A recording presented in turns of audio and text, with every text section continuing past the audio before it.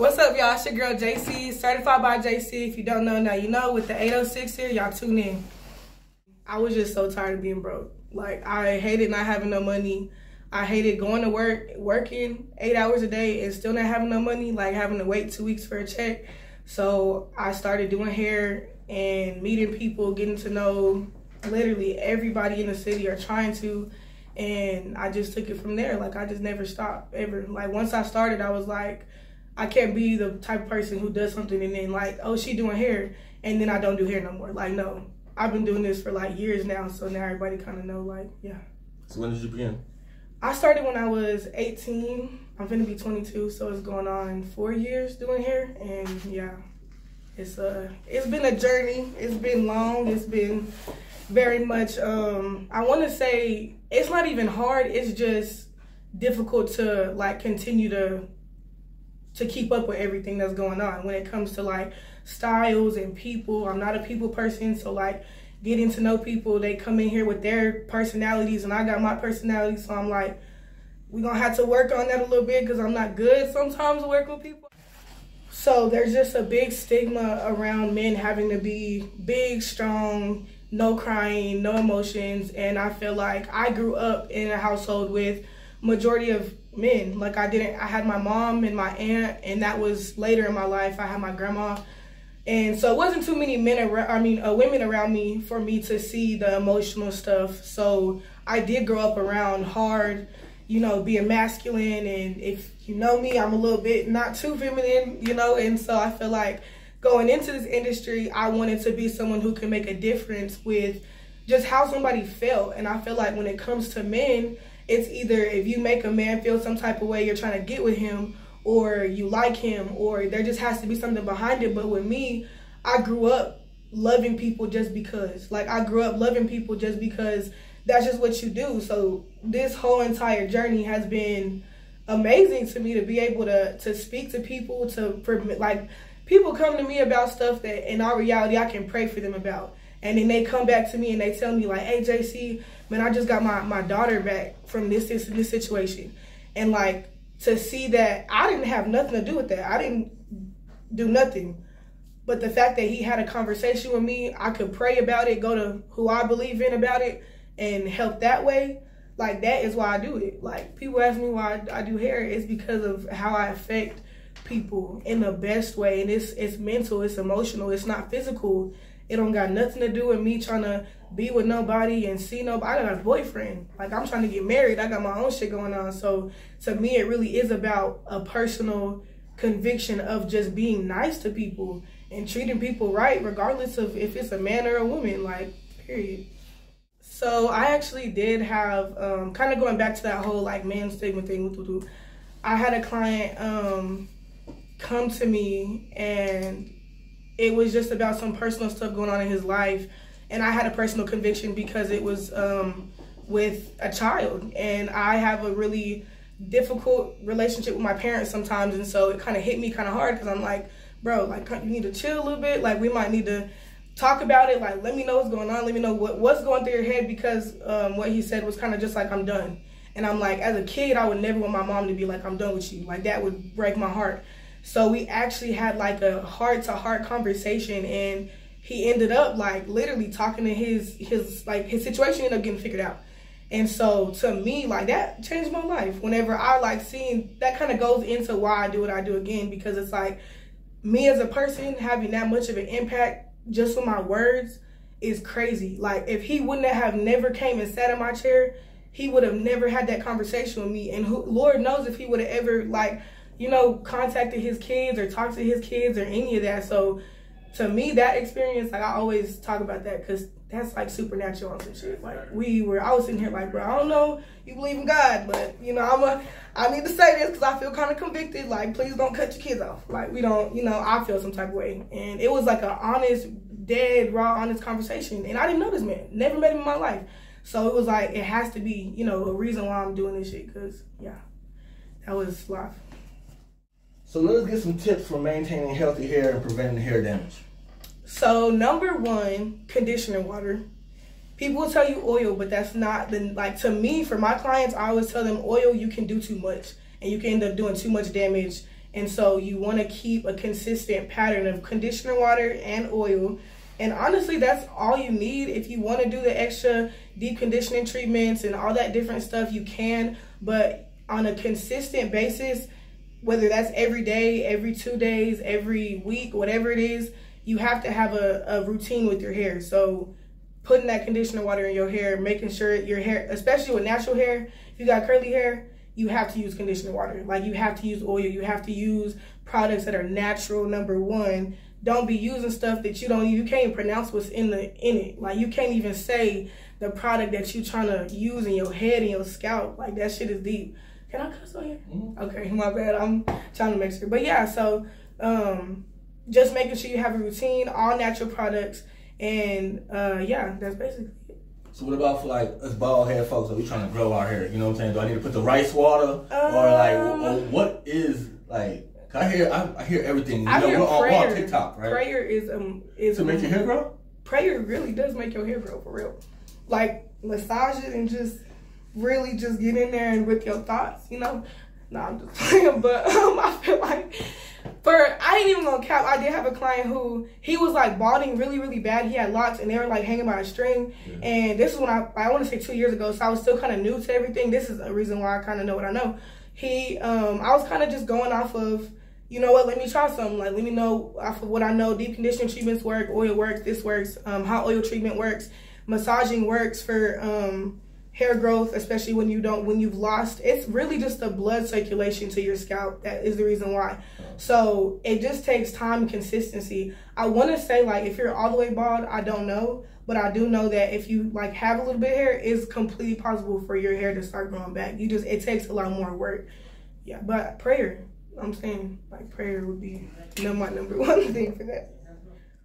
So what sets apart, and this is in your opinion, what sets apart a good hairstylist from a great one? Ooh, that's a good question. I would say the person behind the styling, no cap. Like, it doesn't matter if you went to cosmetology school and you were the best in your class and you did, you know, like, it really matters your character, your personality, your integrity, everything you believe in while you're doing what you're doing. Like, you can't just be behind a chair in these people's heads and not caring about their life or what they're going through. And that's something that's kind of like personal for me. Like, some people, they don't believe that. They believe that a client is a client, in and out. It's money. I don't believe that. Money is not what drives me, like, in real life. So I think it depends on, I tell every single new person who comes to me, come to me and then go look around, because I might not be who you want to be with, because I am different. I'm a different stylist. Like, not everybody is gonna agree with what I say or agree with how I do things, but number one, like, it doesn't matter how good of a job you do. Like, I've had clients stick with me. I have a client out there right now getting a cut. He's been with me for almost 3 years. For what? Like, if I wasn't, like, being a good stylist isn't enough. Like, you got to be a good person too. And if you're not a good person, then it's kind of like, it's not worth it. Like, she's mean. Why would I go to her even though she does a great job? You know, she's a bitch. So it's like. So it makes me come up with my next question. Because one of the things you see on social media is that Black business does not know how to treat people. Yeah. The customer service that you receive from Black businesses is poor. Yeah. And that's another reason why I try to be nice, per se, because I'm Black. And so I feel like it's one of those things that you look at me and you automatically see, because I'm a Black woman, I might be a little aggressive with you. I might be a little mean to you for no reason. And I personally don't like that stigma on me, because I'm not. Like, when I see people, I'm going to say what's up. When I have a new client, I'm going to talk to you like I've known you. And that's something that my new clients can vouch for. And I forgot the question. I'm sorry. What was my question? No, just in terms of Black businesses having a stigma of poor customer service. Yeah, and I think that that's something that we need to do better as a community. It's not just one person is doing a terrible job. It's as a community we're failing and falling short. Because at the end of the day, I can say that me as a hairstylist, if I'm being rude to my clients and I'm missing appointments and I'm late and I'm not a good stylist, they're going to talk about that to a whole bunch of different people. And it just creates the stigma going. Like, she's another stylist who's late all the time, who's rude, who's this, who's that. And it's like, you have to care about yourself enough to be like, I want to be a good person, not just a good stylist. That's when you start to change stuff. That's when stuff starts to look different. You know, my world is a lot different than I feel like a lot of people's world, just based off of that. Let me get your top 5 locticians or stylists out here in the hub. Top 5. Can I put myself? For sure. You can put yourself 1 through 5 if you want to. Dial on if you want to. Oh, no, I ain't gonna do that. Because that's kind of strange. But number 1, me, I'm always gonna be my biggest supporter. I'm sorry. Number 2, shout out to my girl Raven, because I ain't gonna cap, like, she hard. Shakana, she in and out, I would say, but she do, like, really good work. Isis, she's not as, like, she braids more, but when she does locks, she does them hoes. So I feel like, I told her she just did my hair. Shout out to Isis. Like, you need to quit playing. And she's like, this is what I like to do, so this is what I'm gonna do. And I'm like, you know, it is what it is. But I would consider her a lock stylist just because you can go to her to get your locks done. Number 5, I don't know how to say her name. Oh, wait, hold on. I forgot about my girl Leah, but she don't do locks no more, so I don't know if it really counts. But I did say her name, so I just want to forget it. Number 5, I want to say Nana Westbrook. So tell me about the recent barber, and was it a lock competition this weekend, or was it just the barber?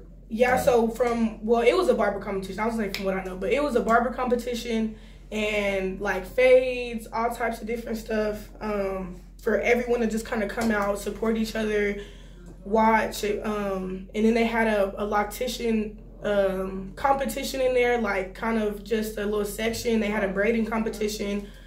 And it was like a really cool event. I honestly love what they're doing, the idea behind it and everything. I do want people to kind of get together if I gotta get with somebody so we can start an actual lock competition, because to me, I don't need a variable, I need the whole thing. Like, I don't want to do just a little freestyle and that be the determination of whether I'm a good stylist or not. Like, I'm gonna need fastest retwist, I'm gonna need who got the hardest style, I'm gonna need cleanest parts, you know what I'm saying? Like, I need to come out on top if I'm gonna come out on top. I don't want to do no, like, and I know how that sounds, but that's just me, I guess. Like, I'm not gonna spend no time with that. Like, whenever I could, in that day that I would have been there, I could make money in here. Like, it wouldn't have really been, you know, an issue. And shout out to everybody who went, shout out to everybody who was involved. Like, no shade, no tea, it's just not me, period. Like, I just would not be involved with something that, you know, like, I do locks.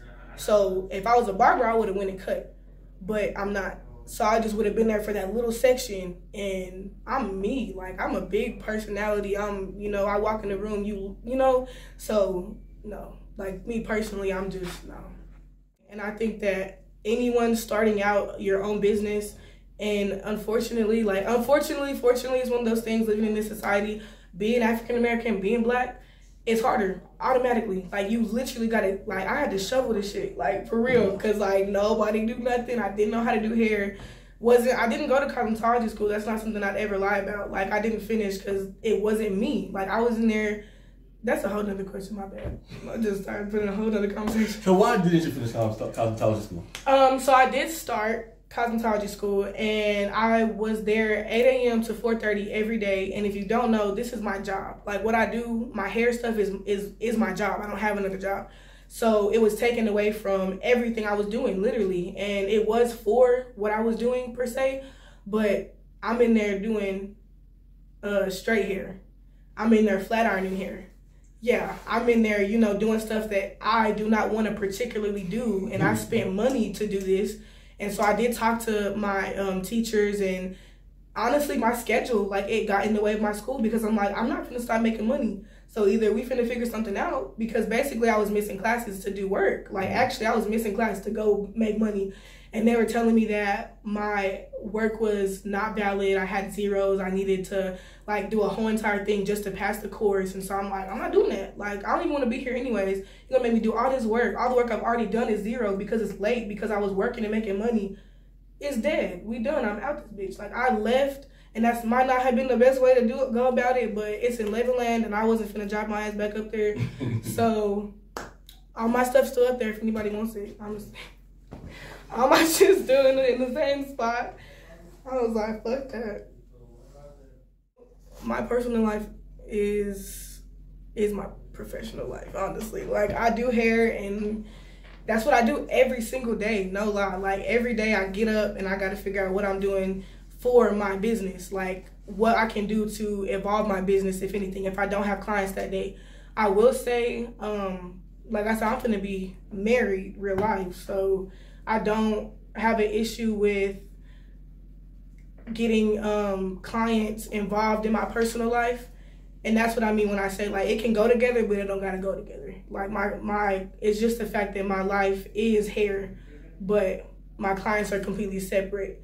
One thing I will say about me as a stylist is I am very closed off, I will say, like, and that kind of turns people off sometimes with me, just because I don't answer the phone, I don't answer texts whenever, you know, I'm not in the shop, just because professionally I deal with men and I'm in a relationship. And so out of respect for my relationship, it's not even that I'm going to tell you not to text me. I'm just not going to respond when you text me.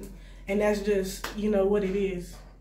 Politics and shit. This is going to be a political question to a certain degree. Okay. So right now, we're averaging at least one shooting a week. And we're in the third month of the year, and we're low-key averaging one killing a month. Ooh. This month, I've already reported 3 here in Lubbock. Damn, that's actually really tough. I did not know that. What is your take on that? Like, recently, we even had somebody get shot not too far from here. Yeah, to be completely honest with you, it's really hard to speak on stuff like that because nobody listens. And that's a hard reality that we got to face, is that you can say as much as you want, and it's on that person who's holding the gun to really be like, is this what I want to do? And on some real stuff, I feel like that's what we should be pushing more than anything, is how to reach people with these guns, not telling them to put them down. Because these niggas ain't putting them down. They're not gonna put them down. Like, I've heard niggas say, like, I'm gonna carry my gun till I can't no more. Like, especially because now it is about safety. Like, niggas do be beefing about stuff that really don't matter, but because they don't know what that nigga's on, they gotta have something on him so he feel like he's safe. And sometimes it do be situations where shit just go too far, but that's why I say the problem isn't the guns, it's the mindsets and the people behind the guns. And that, I think that's the issue behind a lot, if anything. Like, that there's actually no problem with the problem, there's the person behind the problem always. And so if anything, I feel like I wish people would think more and about what they're doing. Like, these men have families, like, they got kids, they shooting somebody, killing them, and you taking away 10 years from your daughter that you could have had if you wouldn't have picked up the gun in the first place. And it be little split decisions like that. And I feel like it is kind of sad to see. I would never be in that position. And I know I think better than that. But to see that my peers and people I know, bro, like, that be fucking me up, I ain't gonna lie. When I see niggas I grew up with, like, get sentences and it's 20 years, like, I ain't, like, damn, bro. I'm not gonna lie, like, it was hard for me to report about somebody I knew. And this person actually got me a job last year. And I had to turn around and report that he got sentenced for 20 years. For man, like, because of it be dumb stuff. I personally, my dad, and he's not gonna care about me putting his business. He did what he did, went to jail, and he got out, started living his life. He missed a really big chunk of my life doing what he was doing, but he came out, got right with God, and started a prison ministry. He is actually one of, like, the biggest advocates in my life for my life, because he wants me to know, think before you do anything. Like, think before you make any decision, because I was out here doing dumb shit. And if I would have made one more wrong decision, I would have not been, my dad was going to get 60 years.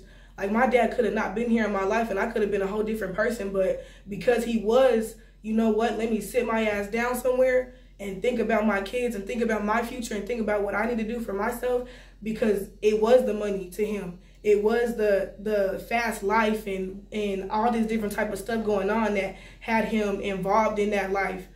But actually being like, you know what? Like, on some real shit, some of y'all got kids. Like, some of y'all are too grown to be acting the way you acting. And to me, it's like, I don't got no kids and I wouldn't even be doing that. I don't got no kids and I wouldn't be out here risking my life behind something that, like, this nigga don't like you behind a female and you want to kill him. Like, be for real. That shit don't even be, it don't make no sense to me. So most people don't know, they probably have figured out, that they listen to our interview, that you are a strong believer. Yes. I know that coming 806er. Yeah. You know what I'm saying? Yeah. So talk about how Christ affects your life, or just the part that he plays within this grand thing with you. All of it. God is in every single thing that I do, I say, the way I move, and I pray that, speak that over myself every day, because that is something that is important to me. Like I said, I'm in a position, fortunately, where I do have an influence over a lot of people, And so it's important to me to be a good person, because I don't want to be somebody that, I got little girl cousins for real. I don't got no kids, and I don't, but I got people who, young females who look up to me that I didn't have that when I was growing up. I didn't have anyone older who, especially a black woman. I didn't have a black woman around me that was doing right and that was, moving correctly and thinking. And that's so sad to say, like, for real. But I want to be that.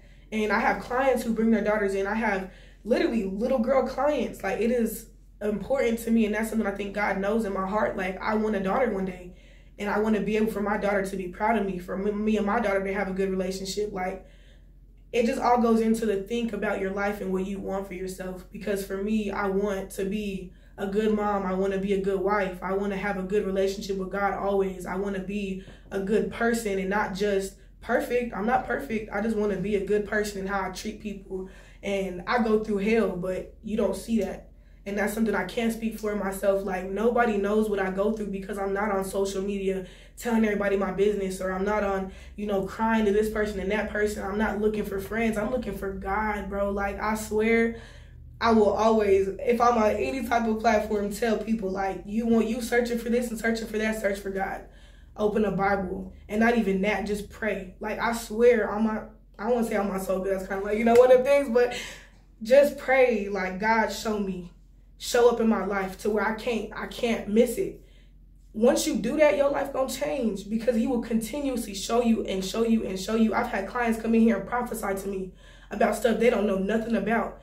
Like, a dude came in here talking about you're still holding hurt from when your dad left. Nigga, you don't know me. Like, how the hell you know what I'm holding hurt from? But I also knew in my spirit, like, that is something that he was sent to say to me. And not even sent to say, but he said he was just sitting there and he felt like that's what he had to say. And he was a believer, so it made sense to me. And I'm like, the fact that God cares so much about me to send somebody to be like, girl, get on it. Fix that hurt because it's holding you back. That type of stuff, like, is why I will never deny God. And if I do get in any type of, camera in anybody's face, I'm going to give it to God. Like, I'm not here because I worked my ass off. It is that, but it was because God was like, it's like he was floating me along the way, like, literally, because it was so much stuff that happened that literally nobody knows about. But, it's one of them things.